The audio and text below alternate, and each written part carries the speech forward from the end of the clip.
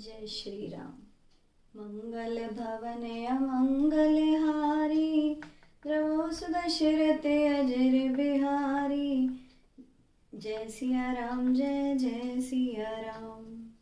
दीन दयाल बिरद संभारी, हरऊ नाथ मम संकट भारी। जय सिया राम, जय जय सिया राम। जय सिया राम, जय जय हनुमान। प्रभु श्री रामचंद्र जी सत्य पर दृढ़ रहने वाले और देवताओं का हित करने वाले हैं, और भरत जी श्री राम जी की आज्ञा के अनुसार चलने वाले हैं।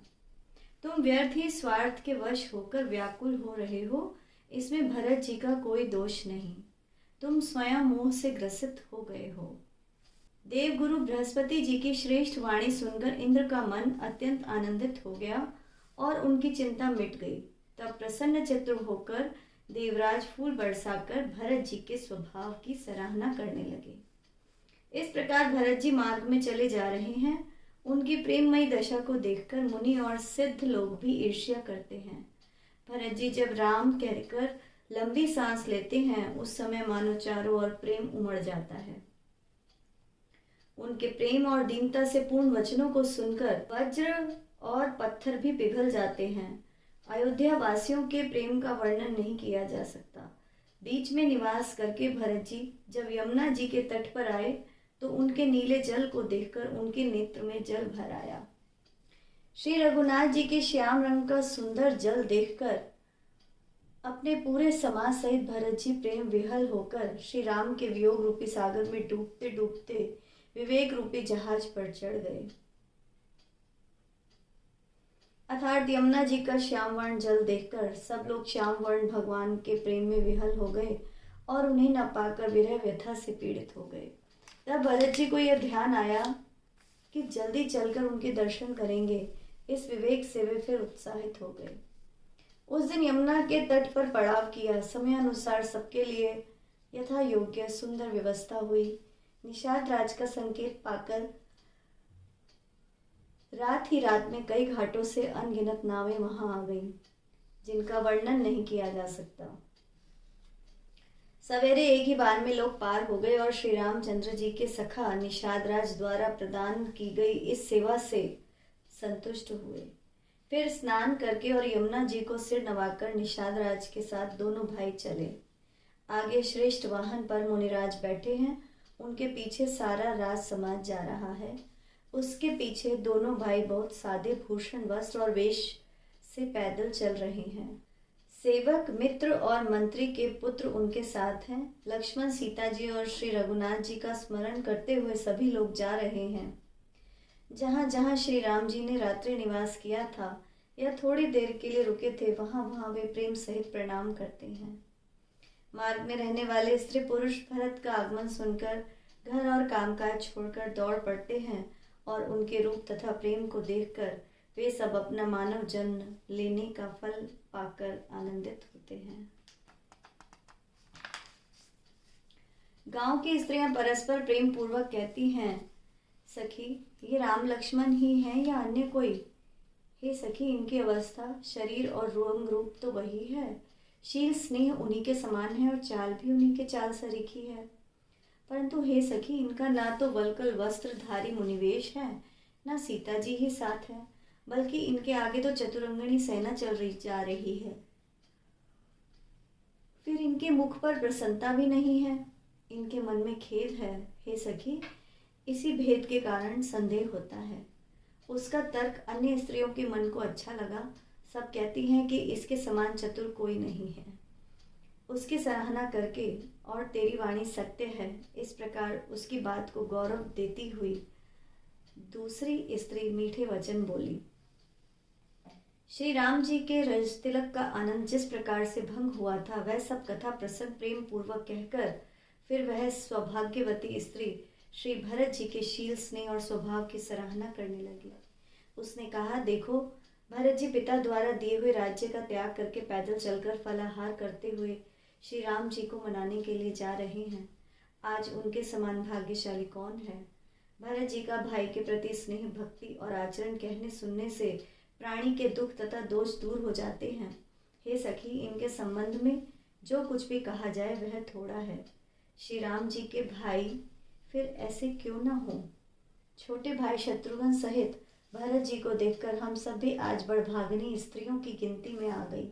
इस प्रकार भरत जी के गुण सुनकर और उनकी दशा देखकर स्त्रियां पश्चाताप करती हैं और कहती हैं, यह पुत्र कैकई जैसी माता के योग्य नहीं है।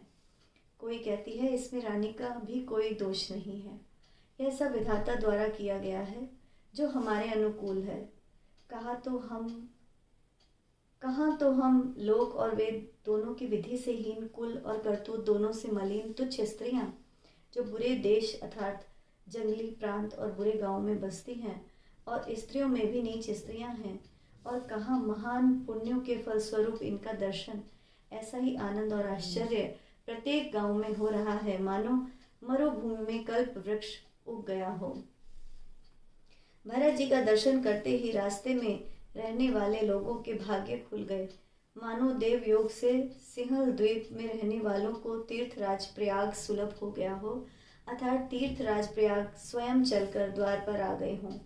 इस प्रकार अपने गुणगान के साथ श्री रामचंद्र जी के गुणों की कथा सुनते और प्रभु श्री रघुनाथ जी को स्मरण करते हुए भरत जी चले जा रहे हैं। वे मार्ग में कोई भी तीर्थ देखकर स्नान करते हैं तथा मुनियों के आश्रम एवं देवताओं के मंदिर देखकर प्रणाम करते हैं। वे मन ही मन उनसे यह वरदान मांगते हैं कि श्री सीताराम जी के चरण कमलों में मेरा अटूट प्रेम बना रहे। मार्ग में भील, कोल आदि वन में निवास करने वाली जातियां तथा वानप्रस्थ, ब्रह्मचारी, सन्यासी और विरक्त सभी मिलते हैं।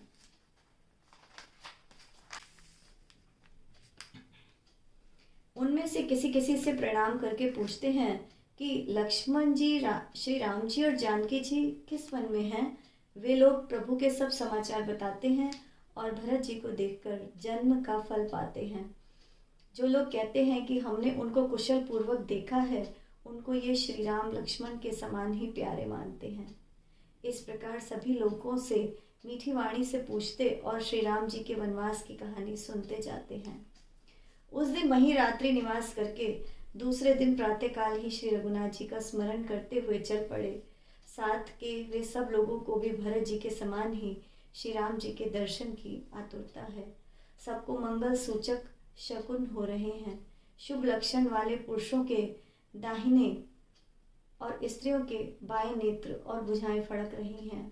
समाज सहित भरत जी को उत्साह हो रहा है कि श्री राम जी का दर्शन होते ही सभी लोगों के दुख का दाह मिट जाएगा। जिसके जी में जैसा है वह वैसा ही मनोरथ करता है। सब स्नेह रूपी मदिरा में मतवाले हुए चले जा रहे हैं। अंग शिथिल हैं, रास्ते में पैर डगमगा रहे हैं और प्रेम के वश में होकर विहल वचन बोल रहे हैं। राम सखा निषाद राज ने उसी समय सहज रूप से शोभा को प्राप्त पर्वत शिरोमणि कामतगिरी उन्हें दिखलाया। उस पर्वत के पास ही पायस्विनी नदी के तट पर सीता जी समेत दोनों भाई निवास करते हैं। सब लोग उस पर्वत को देखकर जानकी जीवन श्री रामचंद्र जी की जय हो ऐसा कहकर दंडवत प्रणाम करते हैं।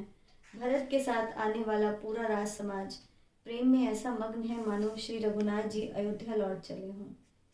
भरत जी का उस समय जैसा प्रेम था उसका वर्णन शेषनाग भी नहीं कर सकते।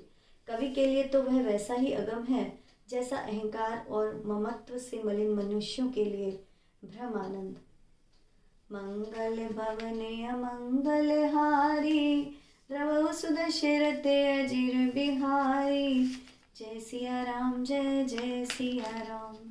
दीन दयाल बिरधु संभारी, हरऊ नाथ मम संकट भारी। जय सिया राम, जय जय सिया राम। जय सिया राम, जय जय हनुमान। जय श्री राम।